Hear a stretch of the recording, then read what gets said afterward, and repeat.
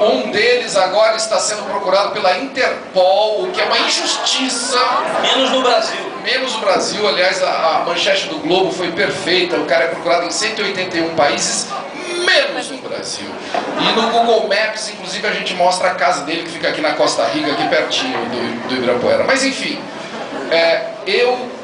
em 84, nas diretas já, em toda a redemocratização do Brasil, a gente tentando votar para presidente, fui lá, entrevistei Fernando Henrique, entrevistei todos esse pessoal, o Lula, o Sarney, esse pessoal todo no Congresso. Nunca tinha sido impedido de fazer uma entrevista como o Varela lá no Congresso. Hoje isto é praticamente impossível com o CQC, com o tipo de humor que a gente faz lá dentro do Congresso. A gente vive num estado assim de uma liberdade assistida, exatamente. A gente tem um controle muito curto a gente percebe que a gente está com um controle muito curto. Eventualmente ocorrem agressões à equipe do programa, e eu estou falando agressões apartidárias. Nós já fomos agredidos pelos seguranças da Marta Suplicy, do Sarney, do Serra, do Lula, de todos. Assim, não é uma coisa de um partido apenas. Eu acredito que a gente viva hoje um controle como nunca houve mesmo, entendeu? E isso para mim não é brincadeira. Mas aí, para voltar à história de Barueri, como muito bem disse o Rafinha Bastos, o CQC viaja o mundo inteiro e foi censurado por Barueri, você entendeu? Uma coisa revoltante, né? Uma coisa revoltante. Mas o prefeito de Barueri conseguiu uma coisa muito perigosa. Ele conseguiu algo que se configura assim, meu caro Bonfá. Isso se chama censura prévia. Ele alega que não houve direito de respostas.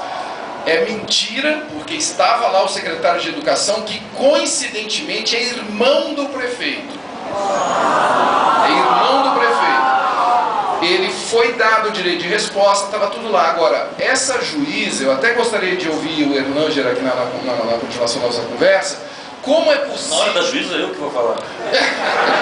Ué, só você vai ficar de fora?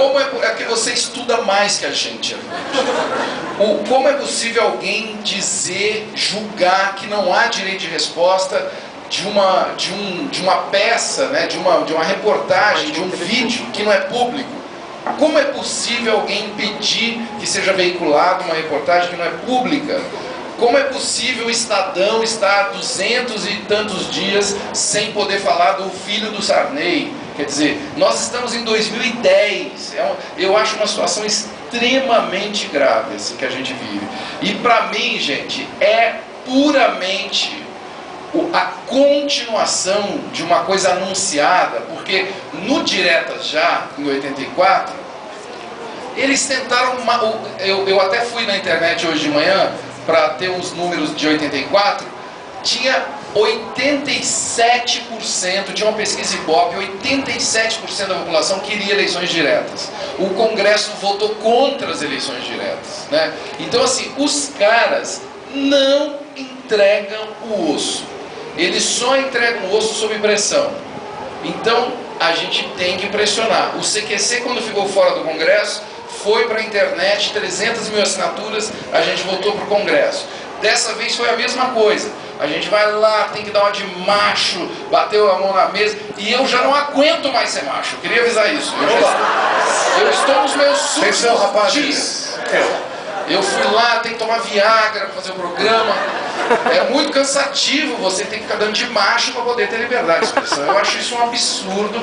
E segunda-feira, vocês vão ver, a gente vai mostrar a matéria e uma entrevista com este nobre prefeito de Barueri, que vocês vão ver uma pessoa assim, de uma fineza, de um carinho com a nossa equipe, uma coisa assim emocionante, realmente emocionante. Ele nos chamou de bando de babacas e que o chefe dos babacas, aquele careca, é o eu fico muito chateadinho. Eu fico muito sentido. Fico muito sentido. E para terminar a minha primeira introdução aqui, o resumo que eu faço de censura é o seguinte: censura é uma merda.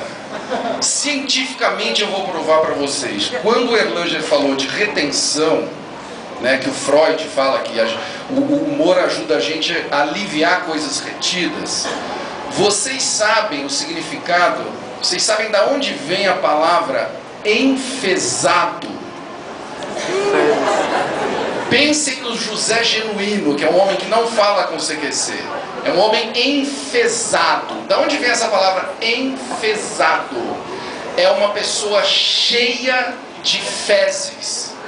É verdade. Estou dando uma aula de professor Pasquale para vocês. Enfesado é você reter as suas fezes. Isto que para mim é a censura. É você reter o esgoto, as coisas que você não quer enxergar. Então, até para a sanidade mental, para a sanidade, para o saneamento básico do país, nós temos que jogar a merda no ventilador. É isso que eu acho que a gente tem. O humor é isso, é você deixar fluir os líquidos, deixar fluir, enfim, as coisas que estão dentro que você está segurando, entendeu? A nossa missão é essa, é uma missão de desopilar o fígado e já estão indo além fazer cocô. Muito obrigado. Pega um papel.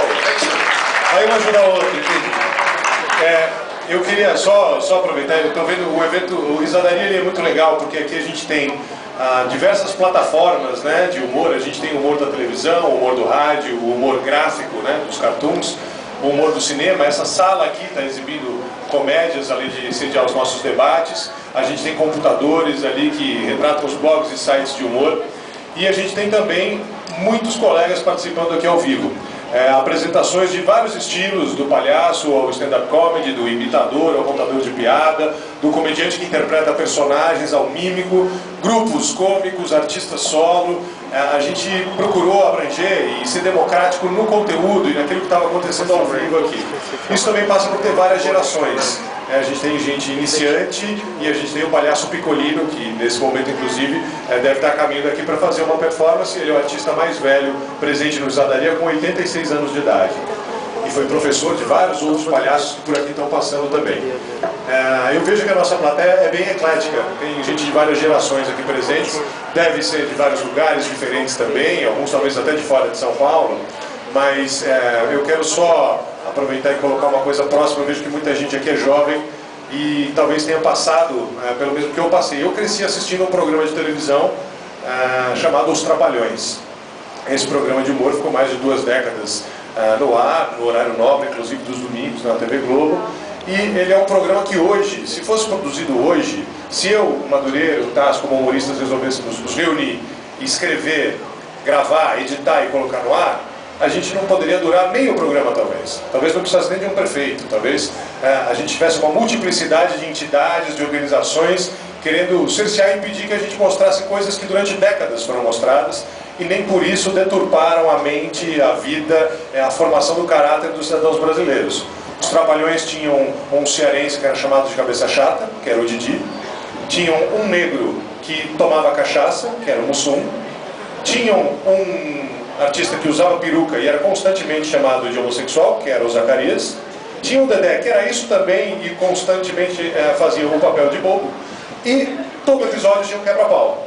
Então, se hoje a gente colocasse no ar um programa assim, simplesmente voltado ao público infantil ou jovens, nós teríamos problema com racismo, porque a gente ia falar de um negro, com os alcoólatras estimulando a bebida, porque alguém lá tomava cachaça, com os nordestinos de diversas origens, porque o cearense era chamado de Cabeça Chata, incitaríamos a violência, porque todo episódio ia ter um quebra-pau, e nem por isso as pessoas saíram na rua ou cresceram, como eu, como talvez vários dos que estão aqui tiveram a chance, pessoas deturpadas, pessoas modificadas, muito pelo contrário, pessoas que souberam rir e rir de si mesmas. A capacidade de rir de si mesmo é o primeiro passo para você poder fazer humor. E o politicamente correto, ele denota, antes da censura, uma incapacidade de ver a vida de um jeito mais leve. Para nós que trabalhamos com isso, o que me preocupa mais, eu queria ouvir o Erlanger sobre esse respeito, é que o humor é tido como talvez o bode expiatório. Porque as pessoas vão rir sobre algo que está acontecendo. No caso dos políticos, eu acho até que o brasileiro tem uma capacidade grande de rir para não chorar, porque a gente tem uma representação que não nos honra. Mas o próximo passo depois do humor qual é? É o jornalismo. Então aí as informações elas vão ser manipuladas, censuradas, como a gente tem uma situação em que um jornal que é centenário não pode falar sobre uma pessoa ou sobre um fato. Então a liberdade de expressão ela tem limite. Como é que funciona para um veículo de comunicação, Evangelho? Vocês que tem, na verdade, o veículo que tem a maior mídia representada aí na comunicação, independente dos conteúdos e do humor e do jornalismo, o que acontece com a empresa e como liderar os seus profissionais assim? Eu ia responder quando o Tassi falou a história lá da juíza.